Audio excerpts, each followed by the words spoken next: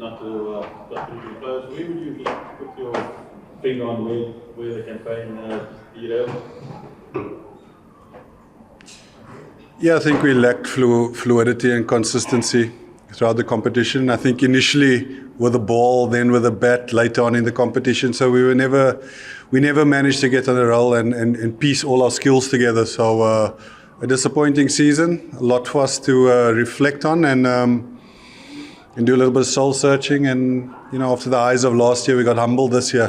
So we've got to take that on the chin and come back better next year.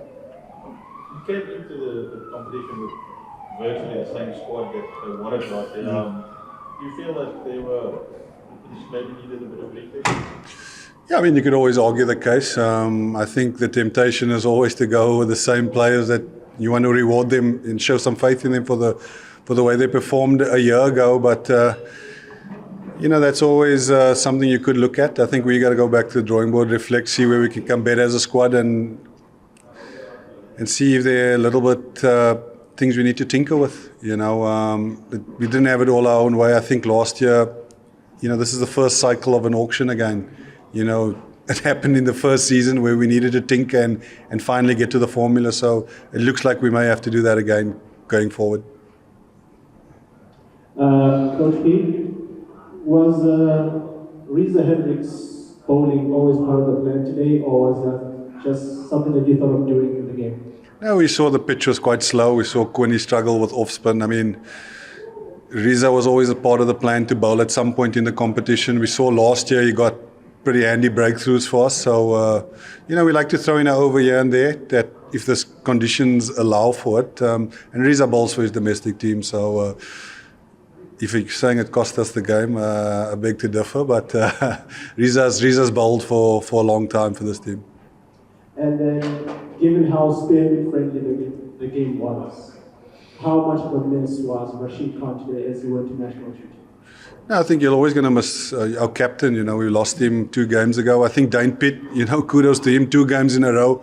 He's been terrific with his bowling. So, he's been fantastic. So, yes, we did miss Rash, but we gained a pretty capable one in Dane Pitt, which shows what he can do when he gets an opportunity.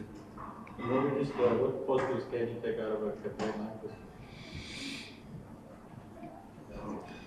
I think what you guys don't see, there are a lot of young players in that squad. Guys like Tristan Lees, Tian van Vieren have shown really how much they've matured and learned how to prepare for games, and they're running in at training. So there is a lot of exuberance of youth in the background. But yeah, the positives, Ryan Rickleton got runs again. Reza Hendricks ended the tournament exceptionally well. And Rassi was also in the top run scorers. So they're all positives. Like I said, we just couldn't get it all tied all together. And once we got on the back foot, it was really tough to get momentum. Last one from my side, Coach P. You'll be back this side pretty soon once the competition finishes to coach the local team.